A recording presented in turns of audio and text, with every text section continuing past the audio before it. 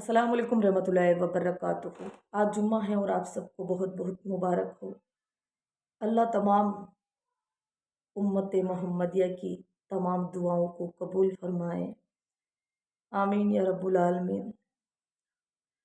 दिल में नफ़रतें लेकर उसके दर पर नहीं जाते, क्योंकि वो खूबसूरत कपड़े देखकर नहीं, खूबसूरत दिल देखकर इबादतें कबूल करता है। और नमाज दुनिया की मुश्किलें ख़त्म नहीं करती, बल्कि मौत के बाद की जो मंजिल है उसे भी आसान कर देती हैं। अल्लाह हम सबको पाबंदी के साथ में नमाज पढ़ने की और अल्लाह की हम्द सना करने की तौफीक अता फरमाए। लोगों में एक बात मशहूर है कि जब बीवी का इंतकाल हो जाए तो शोहर उसे हाथ नहीं लगा सकता, देख नहीं सकता और उसके जनाजे को कंधा नहीं लगा सकता और उसे कब्र में भी नहीं उतार सकता। ये बात सही नहीं है। जब बीवी का इंतकाल होता है तो शोहर उसे देख भी सकता है, हाथ भी लगा सकता है, उसे कंधा भी लगा सकता है और कब्र में भी उतार सकता है। और एक बात औरतों में मशहूर है कि जब हम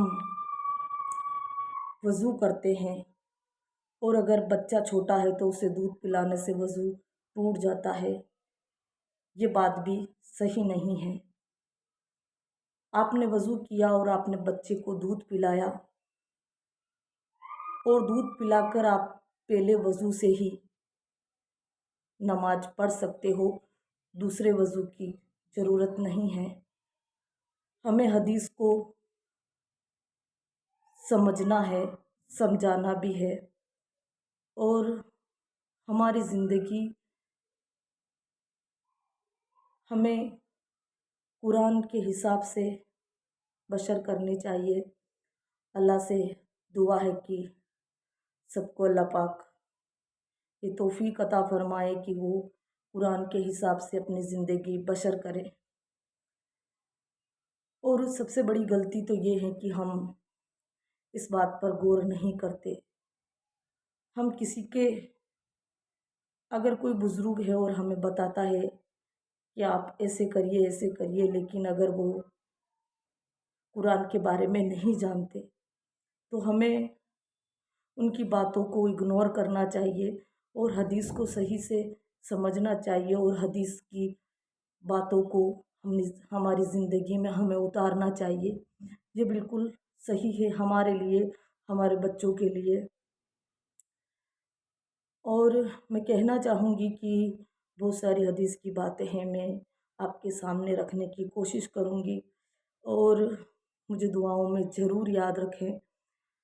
अल्लाह आपकी जो मुश्किलात है उसे आसान करे और तमाम जो मुसलमानों के ऊपर अभी बहुत सारा एक पहाड़, हम पहाड़ी कहेंगे उससे, कि लोग हक बात को समझने के लिए तैयार नहीं हैं। और जो दौर है ये बहुत नाजुक दौर है। अल्लाह सबकी हिफाजत फरमाए और यही दुआ है कि अल्लाह हमारे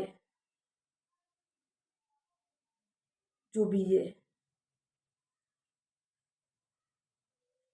कायनात हैं और जो भी हमारा मुल्क है उसमें हमेशा अखलाक और मोहब्बत कायम रहें। अल्लाह सबको ये नेक तौफीक दे। और कहीं ना कहीं लोग बहुत सारी नफ़रतों में घिर चुके हैं। वो जो एक माहौल था पहले एक दूसरे को देखकर खुश रहने का, और जब ये हालात अब बिगड़े हैं तो लोगों में बहुत सारा गुस्सा है, बहुत सारी नफ़रतें हैं। मेरी यही दुआ है कि अल्लाह इन तमाम नफ़रतों को ख़त्म करे और इस मुल्क में अमन और चैन कायम रहे।